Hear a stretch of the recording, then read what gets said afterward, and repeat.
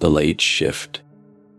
Claire's shoes squeaked against the polished tiles as she walked the empty hallway. The office building was unsettlingly quiet at night.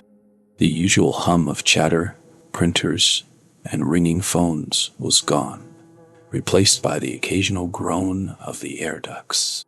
Her footsteps echoed back at her, a constant reminder she was alone. Her manager had insisted someone stay late to finish the quarterly reports. Claire drew the short straw. She wasn't afraid of being alone. Not really. But the silence seemed heavier as the clock ticked past midnight. She sat at her desk, the fluorescent lights above casting a cold, sterile glow. Outside, the city was a patchwork of lights and shadows, the streets far below looking lifeless. Claire adjusted her chair and opened the spreadsheet she'd been dreading. The clatter of keys on her keyboard broke the silence, but it didn't drown out the odd noises. A faint tapping, like fingernails on glass, came from behind her.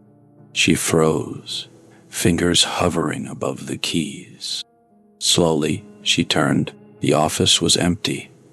Rows of desks stretched into the shadows, each one neat and untouched. Claire's eyes darted to the window, but there was nothing there, just her own pale reflection staring back. "Get a grip," she muttered, and turned back to her screen. The tapping started again. This time it was louder, more deliberate. Claire's pulse quickened. She stood, her chair scraping against the floor, and stepped toward the sound. It led her to the break room. The room's single window looked out over the city, and the faint hum of a vending machine filled the air.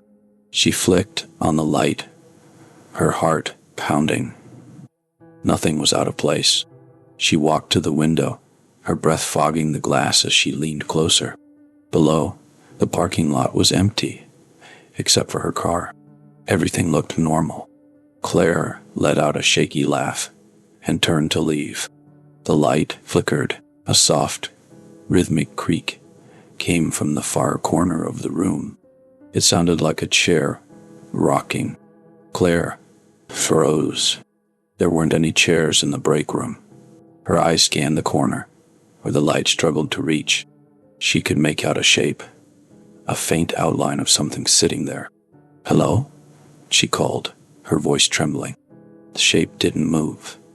She fumbled for her phone and turned on the flashlight. The beam cut through the darkness, landing on an empty corner. Nothing was there. Claire exhaled, but her relief was short-lived. The sound of something heavy dragging across the floor came from the hallway. She bolted from the break room, her phone shaking in her hand. The hallway stretched endlessly, and the overhead lights buzzed faintly. At the end of the hall, near her desk, something moved. It was subtle, just a shadow shifting, but it was enough to make her stop. Her desk phone rang. The shrill sound cut through the stillness, making her jump. The caller ID showed no number, just a blinking line of dashes. Slowly, she picked it up. "Hello?" she whispered. A static crackled on the other end. Then, a voice, low and guttural, spoke one word: "Leave." The line went dead. Claire dropped the phone and grabbed her bag. She wasn't going to stay and find out what was happening. As she hurried toward the elevator, the lights began to flicker more violently. The hallway filled with the sound of footsteps that weren't hers. She reached the elevator and slammed the button.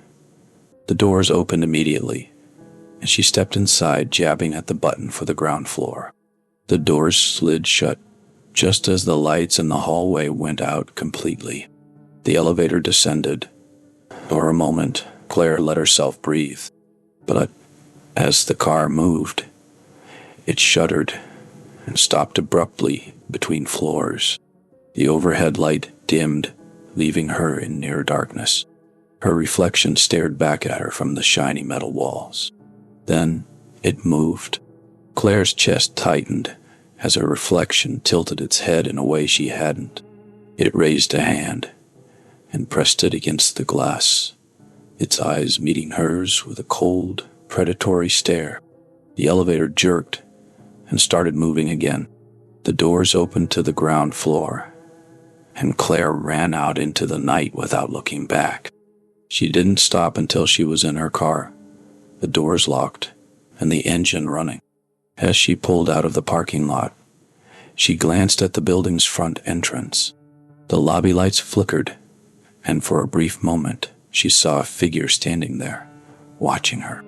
It wasn't her reflection this time.